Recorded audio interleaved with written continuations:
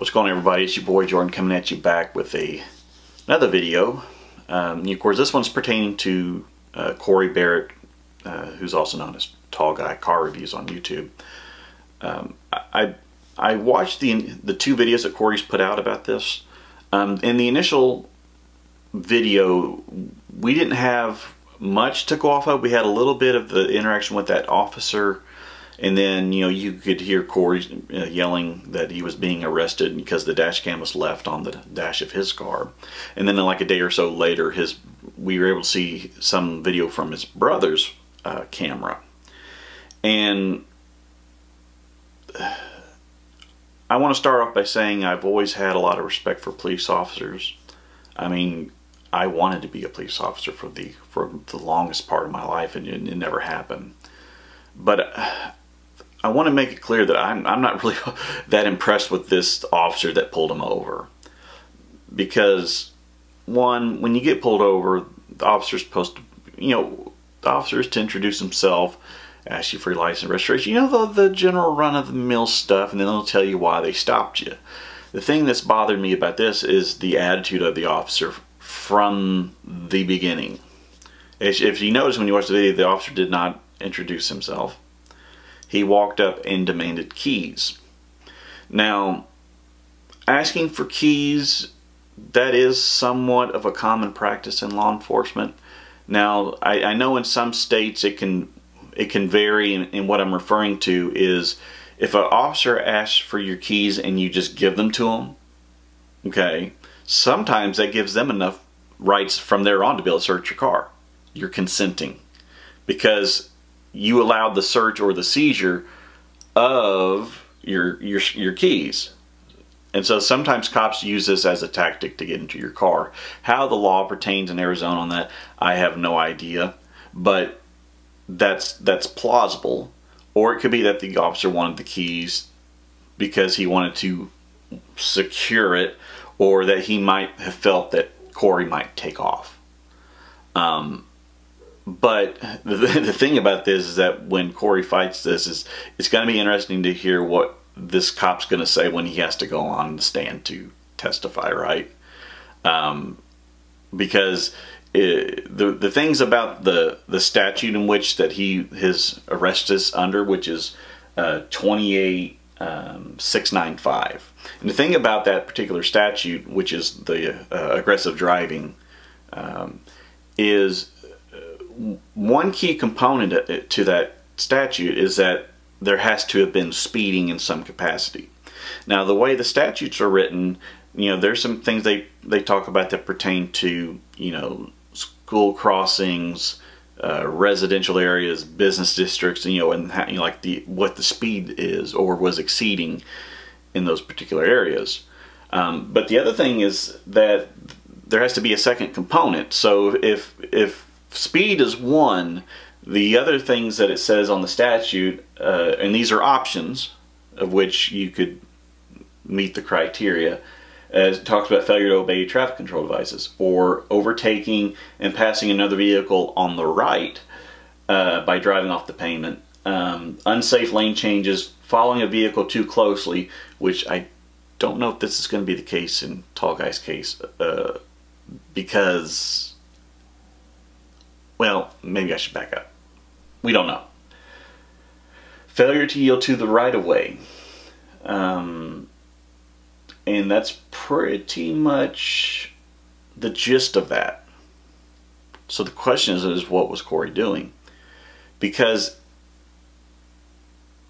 one thing we know about Corey's car is that it's loud. I think he has straight pipes and everything. That thing sounds bananas. You know what I'm saying? So the question is it that Corey might have been passing, like the officer, meaning the officer sitting on the side of the road watching cars go by. He passes by, his car's too loud, and the cop assumes, oh, it's loud, he must be traveling fast. Because if that was why the cop stopped him, then the cop may not have a case at all. You see what I mean? And then his brother, I still have no understanding or why that cop even bothered Corey's brother. One, that cop did not pull his brother over. His brother pulled over on his own because he's traveling with Corey. And I think the cop might have had some stupid logic. It's like, well, if they're traveling together, then he must be guilty of the same crime, or guilty by association, or some stupid thing like that. And I'm glad that Corey's brother stood up to the officer, because, you know, that officer's saying all this stuff and his brother's like, listen, I didn't do anything wrong, blah, blah, blah, blah, blah. You know, I think the officer even asked for his brother's keys or whatever. And then the officer talked about, do you want to get into the I think he said the not the semantics, but he wanted to break down or the mechanics. He wanted to argue about that potentially. And that whole deal was a mess. That cop was so freaking unprofessional, yelling at Corey, loudly using the phrase, "Did I stutter?" This is one of those cops who became a cop because he wanted power. I guess he got picked on in school or something. That guy shouldn't be on the streets at all. I mean, there's a level of, you know, professionalism that needs to at least start out, right? But it looked like this cop already knew what he was going to do, or he was already pissed off when he pulled Corey over. And the question is, why was he already animated? So I really hope that Corey and them do a FOIA request or a Freedom of Information Act request on the dash cam and that body cam if that officer was wearing one, because it would be interesting to see what this officer was acting like or talking like, or maybe expressing his own feelings up to the point of his contact with Corey. So, do I think Corey has a chance to win if he fights it? Absolutely. But there's things that we can't speculate on because we don't know the environment. We don't know exactly what road he was going down, what that area looks like. But does Corey have a chance? Yes. And I really hope that he wins, and that this officer is reprimanded. I mean, ideally, he doesn't even need to be on the police force, in my opinion. Just his behavior was disturbing. So that's what I think about that. I know when it comes to Paul's case, I want to say it's the 17th, which is next Monday, that Paul's he has a hearing.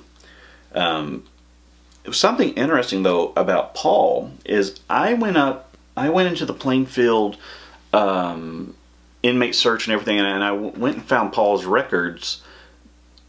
I don't know if it's just the website or this database isn't up to date, but the database only shows 3 counts of street racing and 1 count of child endangerment.